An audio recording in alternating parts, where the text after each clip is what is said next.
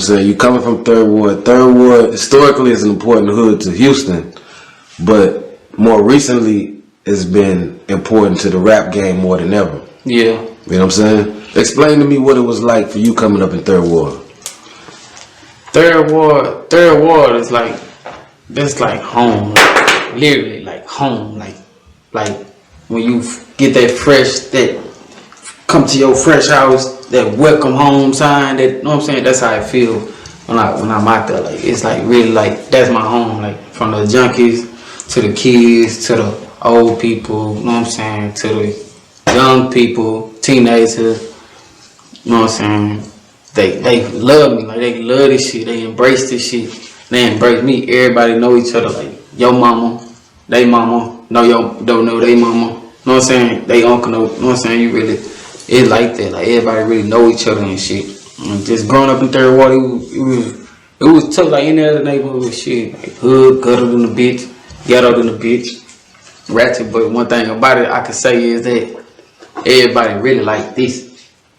Despite all the, you know, arguments and all the other shit, everybody like this. When it come down to the Third Ward, you know what I'm saying? Motherfuckers really represent that shit for real. That shit was a struggle, really. Coming up in the trenches and shit, you know what I'm saying? Really just trying to come up out that shit and make a way for my people with this rap shit. And Third Ward is a special hood, man. Yeah. You from the bottom? I'm from the bottom, y'all. I'm from the bottom of Third Ward. I grew up in a lot of different areas, but mostly in the bottom of Third Ward. Like, that's why I ran. That's why I dirty little kid, black feet, all this shit. Like, ghetto baby for real. For sure, like that. Like when you say bottom, that's really like the Alabama, bottom, Cleburne, the yeah. 45. Yeah, like it's like it's really like just a box. Like it's like Scott. I say Scott. It's Scott Holman. No, Scott Elgin. Alabama. No, Alabama not. No, Alabama not the bottom. That's like DTA. You think so? Yeah, that's like DTA. But like Dennis. Yeah. Okay. That's what I'm trying to see. I'm trying to see. Further past Alabama. Like, Scott is 45. Elgin. 45. No, not 45. McGowan.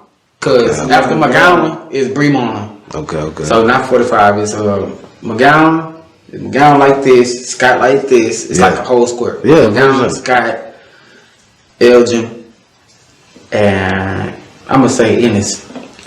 I was gonna say Emancipation, but that's kind of like a little too broad because it's different little areas. But that's historical area. For anybody who watching right now, you know what I'm saying, we got to turn up the interview because they probably confused. Yeah, but that's historical, like probably one of the most historical hoods in Houston. Definitely, like, in Texas, I mean. Most definitely, like they got houses and row homes that been there for years, like slaves like built the roads and shit like that, like all that shit. So that shit really historic for real. That's historical black environment for shit show. For shit show. Coming up in the bottom, Third Ward. We already know we got to give it to him. Yeah. Getting in trouble, which because you know everything exists over there, like shit show. Everything. That's you know what I'm saying. What was it like? Like, tell me what you got in trouble. Did you graduate high school? Did you go to jail? Well, let me know. Shit, nah, I really didn't graduate high school, and it was because of jail. I say I went to Yates High School. Let me start. Started out going to Douglas Elementary. They ended up changing Douglas to a school called Yellowstone Academy. I went to pre-K, kindergarten. Then I went to Dotson Elementary. First through 5th grade, and then I went to Ryan Middle School, 6th, 7th grade, and then my mama moved out of Third Ward, out the hood. She moved to A-Leaf. So I was staying in A-Leaf in Foreign Park. If you're not familiar with Foreign Park, it's like southwest area, and it's like predominantly like Crips. It's like a Crip area, like Crip, Foreign Park Crip. Like. One of the main in Houston. Yeah, main Crip that's historic too, motherfuckers know, but that shit been going on for years. But we moved out there and shit, and I started going to the school called Ollie for 8th grade, and it was kind of like difficult transition because like I would come from my neighborhood to what everybody know me at. Well, LARAY from the hood, everybody know. You know what I'm saying? To an environment where it's like I don't know nobody. You know what I'm saying? People knew me from Instagram and shit. That's Instagram area and shit like that. Shout out, shit like that. People knew me and shit. Like, oh, you such from Instagram and shit. But it was never like my hood. I'm going to school and shit. Like, I don't know these people and shit. It was kind of like where I kind of started going downhill. That like I'm at school with motherfuckers I don't really know. I ain't getting that same love. Bitches ain't flocking like how they flock over here. So it was like I really ain't want to be there type shit. You had to learn the whole new. And I kind of had like just dip my head into like sports because I was like wasn't really social with everybody. I was just like I'm gonna just play sports. I ended up playing basketball. I ended up playing football and shit. Did really good at that shit. I've been good at that shit. Just short as fuck. Man, look. Just little bit. I can relate, man. Yeah, but shit, niggas did all that shit. Now I ended up going to Elsie. No matter of fact, I ended up telling my mom like I don't like that shit. I don't like this side of town. Let me go back to my side of town to go to school. If I gotta catch the bus, I'll catch the bus. I don't give a damn. I'm not really trying to. You feel me? I'm not comfortable. So she ended up agreeing with me and shit, and I ended up going back to 3rd Ward to Yates High School, my 9th grade year, and that shit didn't last long. I ended up goddamn getting caught with a pound, well not a pound, a half a pound of Reggie. It's still yeah, for real. I'm not crazy. Half a pound of Reggie. I'm talking about I'm pushing it, selling nickels, all that shit. And I ain't even get in trouble at school. Like I didn't even get in trouble at school for the shit I had. My mama just like I don't know, she smelled it or whatever. She ended up going to my closet and she found the weed, like a whole bunch of it and shit. And she was just like, hell nah, like oh nah, like you bleeding from that school and it's a bad influence on you and shit like that. Woo. Around this time, like my brother's name was in jail and shit, so she really ain't want me to go like that same route. Right. So she was trying to like save me, like me and my little sister. She was trying to like save us from like really just getting caught up in the system and all that shit, statistics and shit like that. Your mama from Houston? No, my mama from Arizona.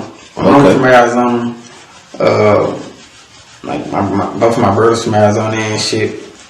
But yeah, she caught me with the pound and shit. And she was like, yeah, I'm putting you back in school out here and shit like that. So she ended up putting me in Elsie. Like my 2nd semester, I ended up going to Elsie, 9th grade center. I'm at Elsie and shit. It was like the same. Like I'm back in the line. I really don't want to be here. I really just started skipping. I'm like, fuck that shit. I used to get on the school bus. You had to be outside 6 in the morning. Earlier than the bitch. Like I'm getting up. Had to get on the school bus and shit. By the time we get to the school, get off the school bus, I go in that hole, chop it up and shit with motherfuckers that I do know, motherfuckers that I do conversate with and shit. And then shit, I leave that hole, I walk out, put my earphones in. Mind you, I stayed like for a 30-minute walk from my school. So I put my earphones in and just get the high on there, like walk, don't give a damn. Jamming like a motherfucker, going home. She caught me one time that I'm going home, she caught me, I'm walking this shit, I'm jamming like a motherfucker, cars passing by like a motherfucker. She get your ass to this motherfucker. I was scared to bitch.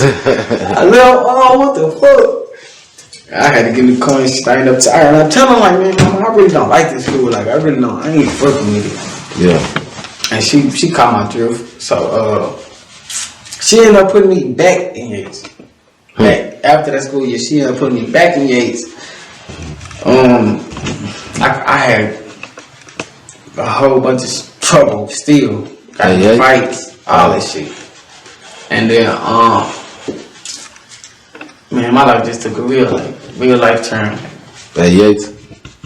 Around this time, around my 10th grade year. Okay. I had typical hood ass shit. I'm starting to dab my foot in that water and shit and really just get in the streets like that. You know what I'm saying? I'm packing guns, I'm selling weed, I'm fighting niggas, I'm claiming my hood against other niggas' hoods and going to teen clubs and all the typical teenage shit, just street life and shit.